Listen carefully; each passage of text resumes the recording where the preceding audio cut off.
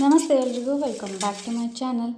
ಈಸಿಯಾಗಿ ಇನ್ಸ್ಟೆಂಟಾಗಿ ಅಷ್ಟು ಟೇಸ್ಟಿಯಾಗಿ ಯಾವ ರೀತಿ ನಾವು ಬೇಳೆ ರಸಮನ್ನ ಮಾಡ್ತೀವಿ ಆ ಪೌಡರ್ನ ಮಾಡ್ಕೊಂಡು ಅನ್ನೋದನ್ನು ನಾನು ಇವತ್ತು ಶೇರ್ ಮಾಡತ್ತೀನಿ. ಯಾರೆಲ್ಲ ಸಬ್ಸ್ಕ್ರೈಬ್ ಮಾಡ್ಕೊಳ್ಳೋದೇ ನೋಡ್ತಿದ್ರಿ ಅಂದರೆ ಪ್ಲೀಸ್ ಸಬ್ಸ್ಕ್ರೈಬ್ ಮಾಡಿಕೊಂಡು ನೋಡಿರಿ. ಮೊದಲಿಗೆ ಇದನ್ನು ಮಾಡೋದಕ್ಕೆ ನಾನು ಇಲ್ಲಿ ಒಂದು ಲೆಮನ್ ಸೈಜಷ್ಟು ಹುಣಸೆ ಹಣ್ಣನ್ನು ಈ ರೀತಿ ಸ್ವಲ್ಪ ಬಿಸಿನೀರೊಳಗೆ ನೆನೆಸಿಟ್ಕೋಬೇಕು. ಇದನ್ನು ಸೈಡಿಗೆ ಇಟ್ಕೊಂಡು ಇವಾಗ ಒಂದು ಪ್ಯಾನ್ಗೆ 2 ಸ್ಪೂನಷ್ಟು ಧನಿಯಾ ಹಾಕ್ಕೋಬೇಕು.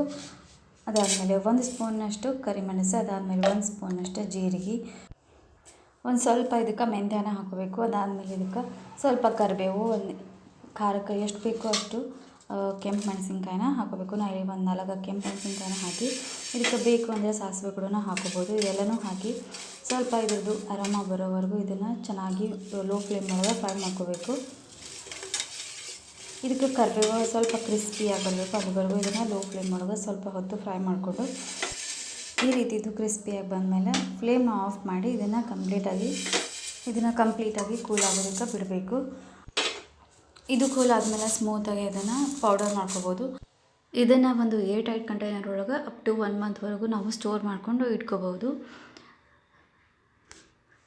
ಇದಾದಮೇಲೆ ನಾವು ರಸಮನ್ನ ಮಾಡೋದಕ್ಕೆ ಒಂದು ಕಡಾಯಿ ಒಳಗೆ 2 ಸ್ಪೂನಷ್ಟು ತುಪ್ಪ, ಅದಾದಮೇಲೆ 2 ಸ್ಪೂನಷ್ಟು ಆಯಿಲ್ನ ಹಾಕಿ ಆಯಿಲ್ನ ಬಿಸಿ ಆದ ನಂತರ ಇದಕ್ಕೆ ಸ್ವಲ್ಪ ಸಾಸಿವೆ, ಸ್ವಲ್ಪ ಜೀರಿಗೆ, ಅದಾದಮೇಲೆ 2 ಕೆಂಪು ಮೆಣಸಿನ್ಕಾಯಿ, ಸ್ವಲ್ಪ ಕರಿಬೇವು, ಅದಾದಮೇಲೆ ಜಜ್ಜಿಟ್ಕೊಂಡಿರುವಂಥ ಒಂದು 8ರಿಂದ 10 ಹೆಸರಷ್ಟು ಬೆಳ್ಳುಳ್ಳಿನ ಹಾಕಿ ಸ್ವಲ್ಪ ಇದ್ರ ಘಮ ಬರೋವರೆಗೂ ನಾವು ಇದನ್ನು ಫ್ರೈ ಮಾಡ್ಕೋಬೇಕು. 1-2 ನಿಮಿಷ ಆದರೂ. ಇದಕ್ಕೆ ಕಟ್ ಮಾಡಿಟ್ಕೊಂಡಿರುವಂಥ 1 ಹಿಡಿ ಟೊಮೆಟೊನ ಹಾಕಿ ಟೊಮೆಟೊ ಸ್ವಲ್ಪ ಮೆತ್ತಗಾಗೋವರೆಗೂ ಇದನ್ನು ಫ್ರೈ ಮಾಡ್ಕೋಬೇಕು. ಆಮೇಲೆ ಇದಕ್ಕೆ ಸ್ವಲ್ಪ ಈ ಹಿಂಗಿನ ಹಾಕ್ಕೊಂಡು ಅದಾದಮೇಲೆ ಒಂದು ಸ್ವಲ್ಪ ಅರಿಶಿನ ಪುಡಿ ಹಾಕಿ ಇದನ್ನು ಒಂದು ಸತಿ ಚೆನ್ನಾಗಿ ಮಿಕ್ಸ್ ಮಾಡಬೇಕು.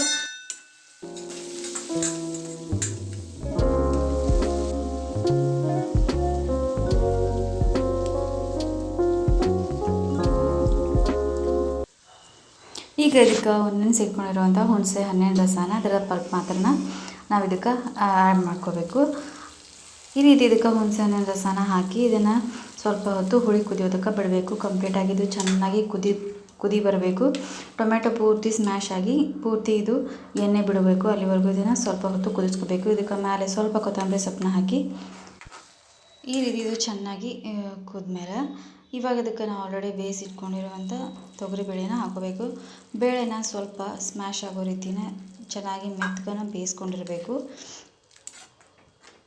ಈ ರೀತಿ ಇದನ್ನ ಒಂದು ಸತಿ ಮಿಕ್ಸ್ ಮಾಡಿ ಇದಕ್ಕೆ ನೀವು ಕನ್ಸಿಸ್ಟೆನ್ಸಿನ ಯಾವ ರೀತಿ ಬೇಕೋ ಆ ರೀತಿ ಇದಕ್ಕೆ ನಿಮ್ಮ ಟೇಸ್ಟ್ಗೆ ತಕ್ಕಂತೆ ಇದಕ್ಕೆ ನೀರನ್ನ ಆ್ಯಡ್ ಮಾಡ್ಕೋಬೇಕು.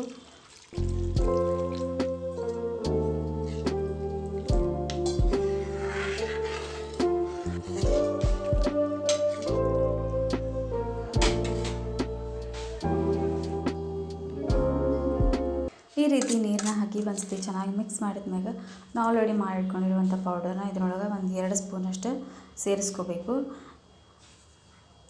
ಈ ರೀತಿ ಸೇರಿಸಿ ಇದನ್ನು ಚೆನ್ನಾಗಿ ಒಂದು ಸತಿ ಮಿಕ್ಸ್ ಮಾಡಿ ಇದನ್ನು ಸ್ವಲ್ಪ ಹೊತ್ತು ಮೀಡಿಯಮ್ ಫ್ಲೇಮ್ ಒಳಗೆ ಚೆನ್ನಾಗಿ ಕುದಿಸ್ಕೋಬೇಕು. ಇದರಿಂದ ನಾವು ಹಾಕಿರುವಂಥ ರಸಮ್ ಪೌಡರ್ದು ಅರೋಮಾ ಬರಬೇಕು. ಅಲ್ಲಿವರೆಗೂ ಇದನ್ನು ಚೆನ್ನಾಗಿ ಕುದಿಸ್ಕೋಬೇಕು. ಇವಾಗ ಇದಕ್ಕೆ ಟೇಸ್ಟ್ಗೆ ಎಷ್ಟು ಬೇಕೋ ಅಷ್ಟು ಉಪ್ಪನ್ನ ಹಾಕಿ ಅದಾದಮೇಲೆ 1 ಸ್ಪೂನಷ್ಟು ಇದಕ್ಕೆ ಬೆಲ್ಲನ ಹಾಕೋಬೇಕು. ಬೆಲ್ಲ ಆಪ್ಷನಲ್, ಬಟ್ ಹಾಕಿದರೆ ಭಾಳ ಟೇಸ್ಟಿಯಾಗಿರ್ತೈತಿ.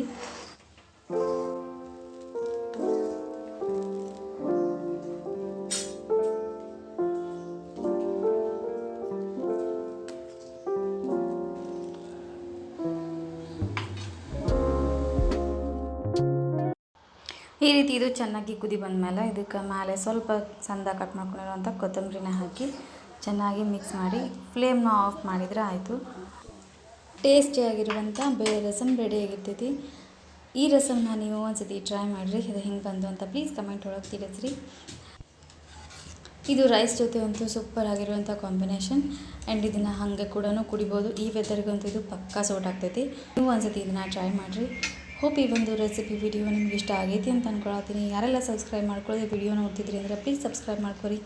ಬೆಲ್ ಐಕನ್ನ ಕ್ಲಿಕ್ ಮಾಡಿರಿ. ನಾ ಮಾಡೋ ಪ್ರತಿಯೊಂದು ವಿಡಿಯೋದು ನೋಟಿಫಿಕೇಷನ್ ಫಸ್ಟ್ ನಿಮಗೆ ಬರ್ತದೆ. ಈ ವಿಡಿಯೋ ಇಷ್ಟ ಆದರೆ ಲೈಕ್ ಮಾಡಿರಿ, ಶೇರ್ ಮಾಡಿರಿ ಆ್ಯಂಡ್ ಕಮೆಂಟ್ ಮಾಡಿರಿ. Thanks for watching and keep watching.